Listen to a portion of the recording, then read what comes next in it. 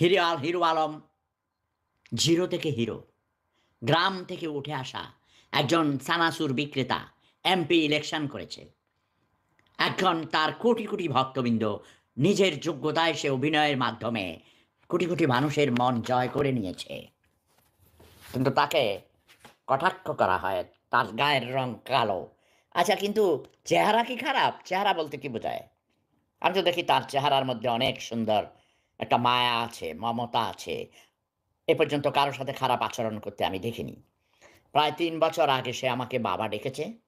আমি তাকে ছেলে হিসাবে বুকে জড়িয়ে নিয়েছি এবং অদ্যাবধি তাকে আমি মানসিকভাবে সাপোর্ট দিচ্ছি, সহযোগিতা করে আসছি মনোবল ফিরিয়ে আনার জন্যে। তাকে গতকালকেও সে ভেঙে পড়েছিল। সে মন ভেঙে গেছে, আপনারা দেখেছেন সে কান্নাকাটি করেছে। আল্লাহর কাছে সে ফরিয়াদ করেছে, সে কেঁদেছে। "কেন তুমি আল্লাহ আমাকে এই দুনিয়াতে পাঠাইছ? আমাকে তুলে নিয়ে যাও।" সে